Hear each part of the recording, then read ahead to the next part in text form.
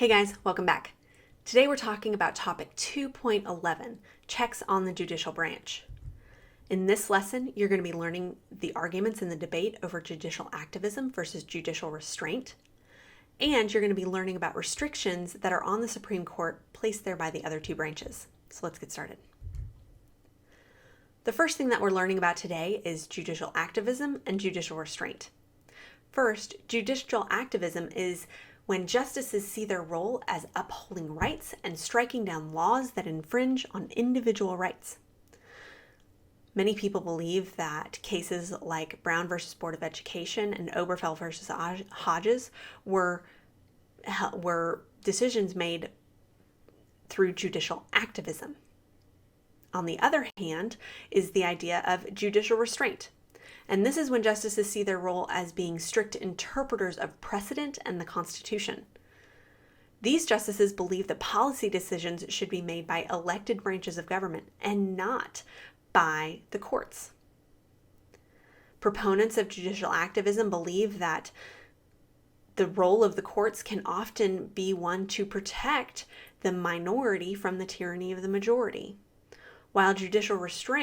while followers of judicial restraint believe that it is important for the balance of the three branches of government to maintain in place. Now think about those two ideas in connection to lifelong tenure. If you have a justice who is judicially active, they're going to be judicially active for long after the term of the president who nominated them. And the same with judicial restraint. What are some of the checks that Congress can put on justices, whether they use judicial activism or judicial restraint? Well, the first is impeachment. The only justice to ever face impeachment was Samuel Chase. Now remember, impeachment is not being removed from office. It is only indictment. Chase was impeached for allowing his politics to guide his decisions on the bench. He was not removed from office.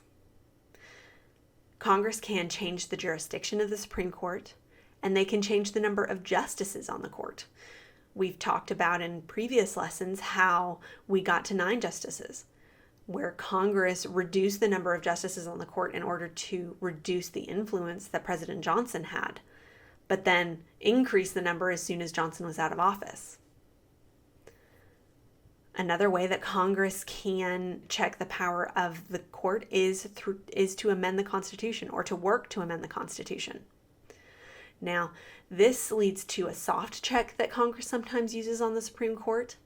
Sometimes what they will do is, instead of amending the Constitution or even trying to work around a law that was struck down, what they will do is they will just rewrite specific parts of a law that were struck down. They'll use slightly different wording so that it changes it just enough to get around the reason the court struck it down. Another way that Congress can check the judicial branch is to create more inferior courts. The executive branch has checks on the Supreme Court as well. The first is that the president is actually the one to nominate judges and justices. Another way that the executive branch can check the judicial branch is through pardons. Andrew Johnson, who we know Congress wanted to keep his power in check, Andrew Johnson actually fully pardoned every soldier who fought in the Confederate Army. Now remember, Johnson was a Southerner, so it was in his interest to do this.